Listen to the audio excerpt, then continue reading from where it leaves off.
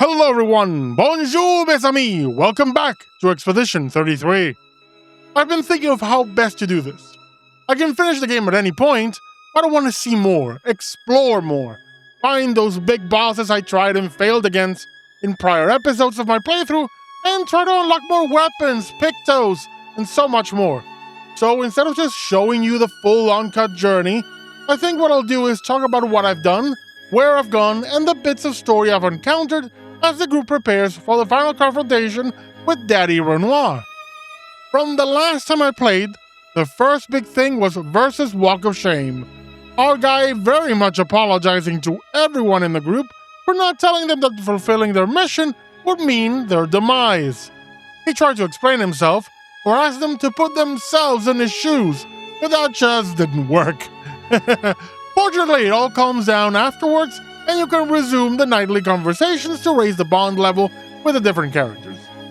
Interesting development is that the discovery that they're all painted creations has given Ciel hope that she may be reunited with her husband, who I discovered didn't die from a gommage like everybody else, but instead had an accident and died about 5 years before, his time.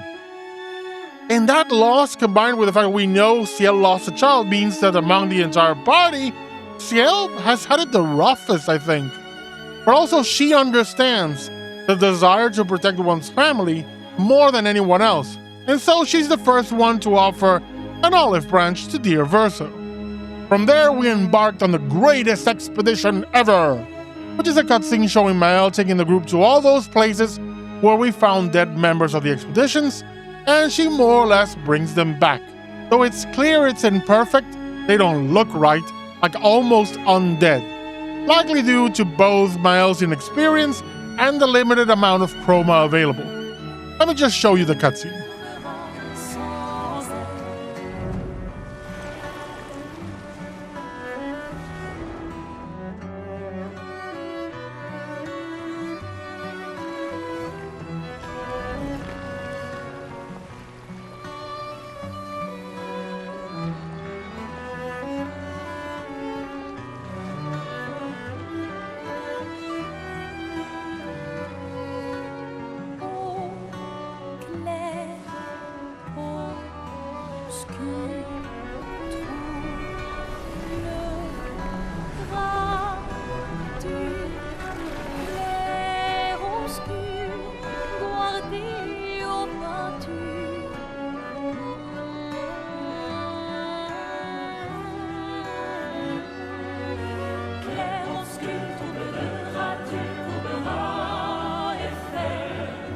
Clair,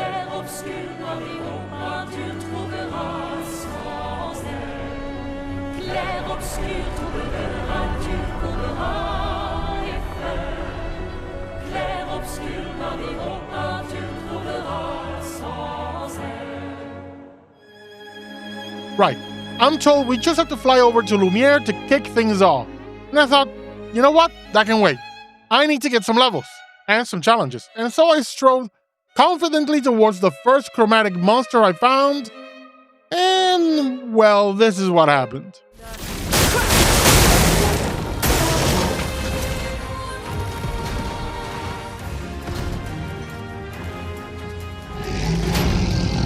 It's better.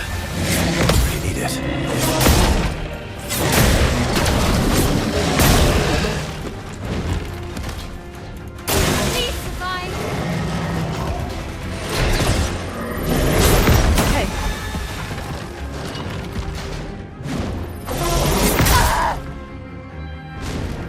No margin for error.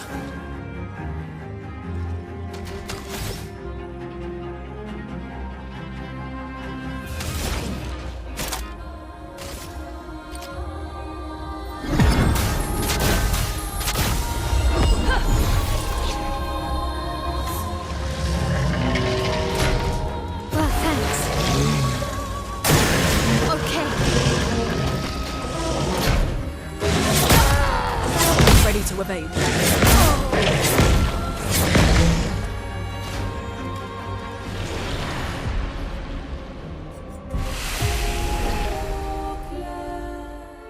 So, total failure. But surely I can find an enemy I can beat. especially with the broken damage limit and all the augmented counters I found. So I tried another monster, a big serpent in the sky, and well...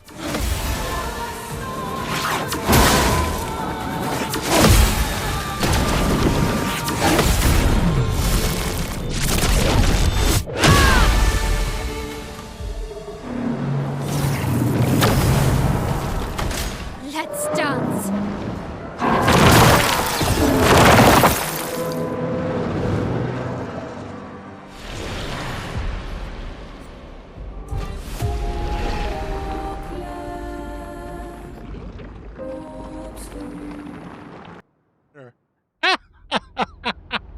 But I didn't give up. So my next port of call was the Crimson Forest, and here I finally found my stride. Particularly because I knew all the enemies, of which 2 have become my least liked monsters in the entire game. The ones named after the freaking game, Clair and Obscur. Clair silences the party and shields allies, and Obscur weakens the party and gives every ally double turns. They're supremely annoying. But I made my way through the forest, lighting up some statues, dealing with the Neverons that spawned, and eventually confronted the Chromatic Gold Knight, or Chevalier, a souped-up golden knight. It took a few tries, especially because he extends the combos of the normal enemy considerably, so you have to parry even more attacks. But eventually I succeeded, and I cannot describe how good it felt to finally have a win. After that, I spent a huge chunk of my time in the Endless Tower, which is mostly a little room with a black painting where you can take on different challenges. You can see one of those wisp people, and it's Clair, Mael's older sister, outside of the painting. She berates Mael yet again on remaining in the painting and opposing her father, saying she wants this done and dusted so they can focus on the very real conflicts outside of the canvas. From what she says, Mael, or Alicia, didn't really spend that much time with the real Verso in this canvas, preferring to stay in their own room reading books. But this place here is a gauntlet. Clair created some Neveron-based challenges, with interesting rules and without the danger of death. Defeat only means failure and you can try again. These are some tough challenges that require careful strategizing, sometimes switching out Pictos, Lumina, and weapons to make use of specific bonuses. One of the challenges had me fight the Duelist, the guy that reminds me of the Pontiff from Dark Souls 3, but with added companions to annoy the life out of ya, and with a lot more damage and attacks. I don't remember seeing all these attacks when the guy was a story boss. Check it out.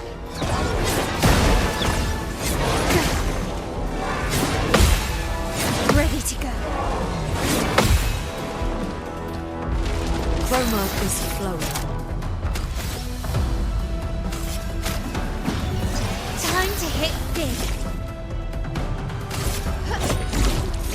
Firing. Done.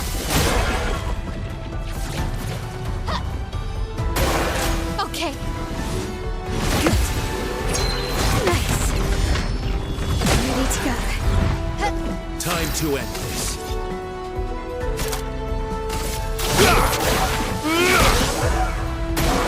Ready to parry. Ah! That's better. Ready to go.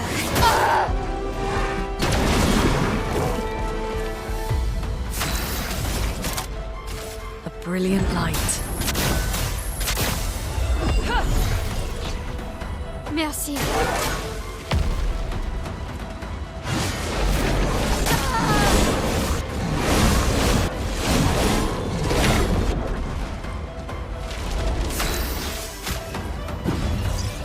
Don't die next time. Lune, watch out!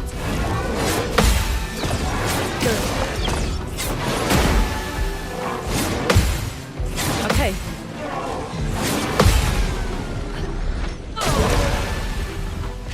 A storm is coming.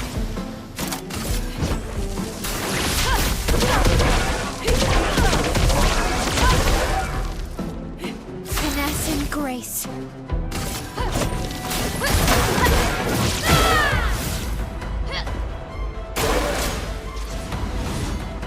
Would have lived. Cut him down.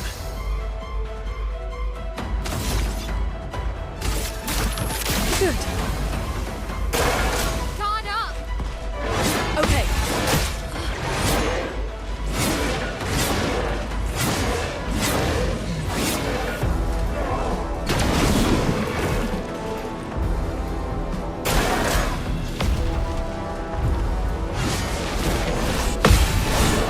That's better. That's better.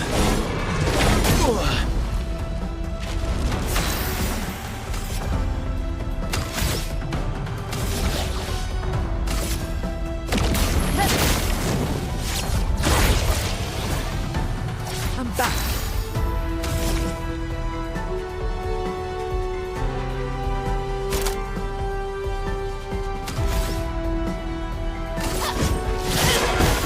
A storm is coming.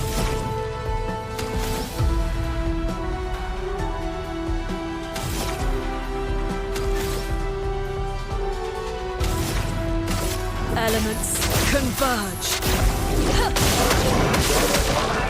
Maximum damage.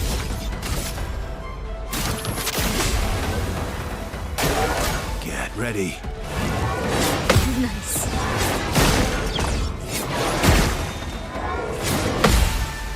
Ready to go.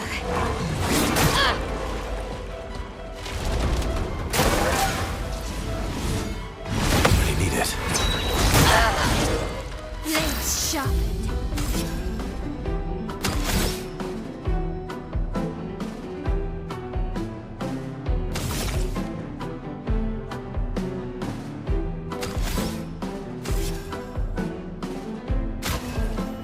Good.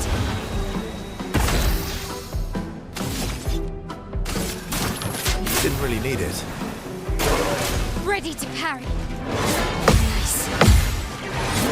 That's better. Good. Ready to go. Ready to go. Good.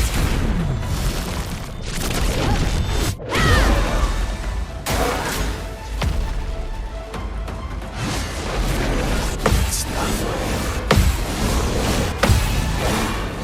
Good stuff.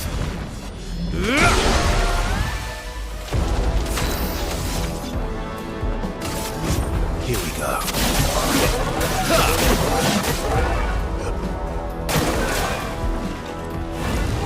Nice. Nice. Good. Good.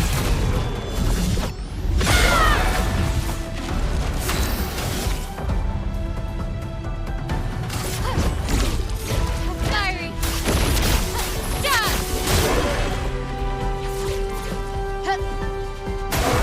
Bring it on.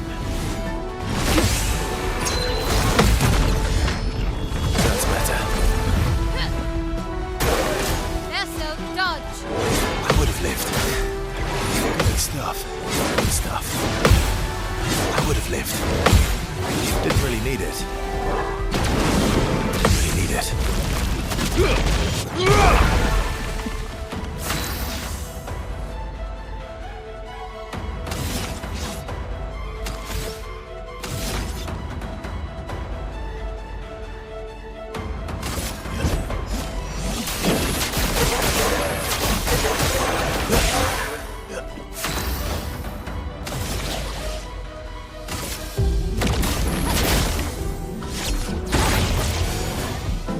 I'm back.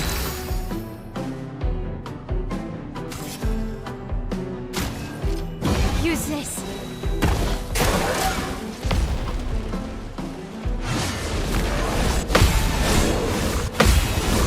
I would have lived. A storm is coming. We've got work to do. Just try it. I would have lived. That's better. Good stuff. That's better. Maximum damage.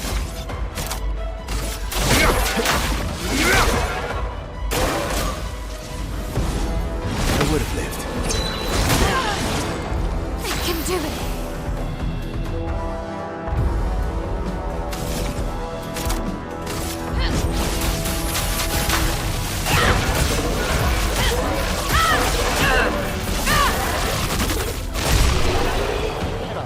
I cleared about 3 stages of what I think are like 10 at least, each stage with about 3 challenges.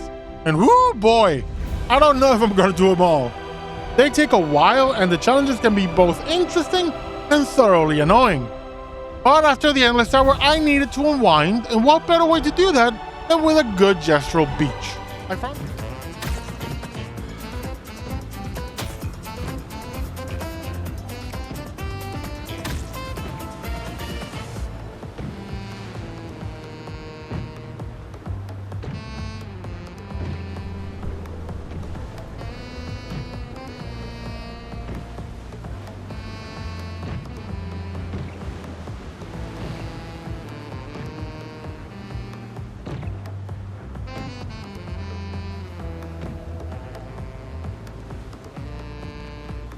found a zone called the Canvas that only held a portrait of the family, so I took it, and then found a black and white zone, a painting workshop of some kind, where I can see a super boss in the distance, or what I think is a super boss, given that you need to collect the pieces to unlock him, and he looks like a souped up version of the Lamplighter, but with bits of Visage mixed in.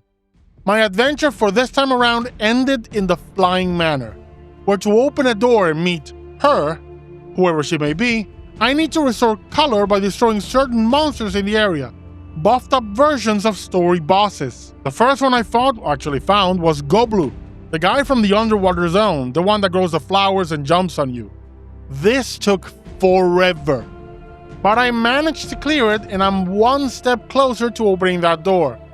But I gotta tell you, man, this fight wiped me out. I was pretty tense after the fight, my hands hurt, and I had a mild headache from the intense focus of staring at the screen almost without blinking so I didn't miss a single parry.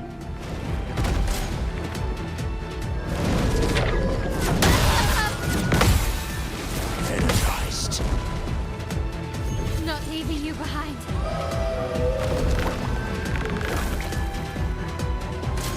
Your turn to dance.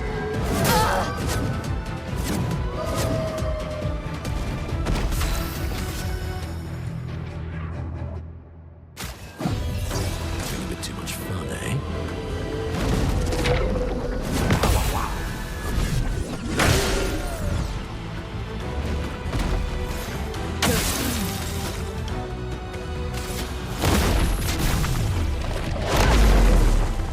Let the ink flow.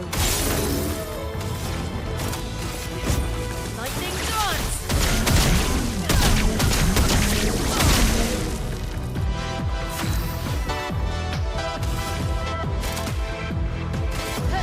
Finesse and precision.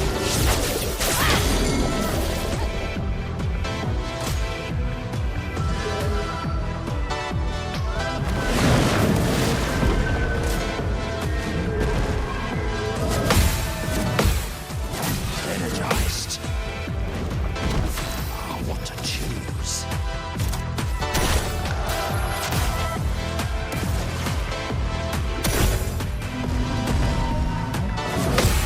Let's keep going.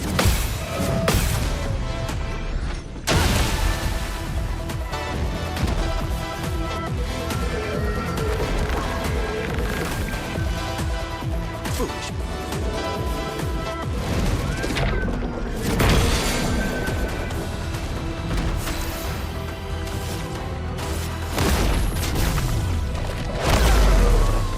A storm is coming. Lightning dance!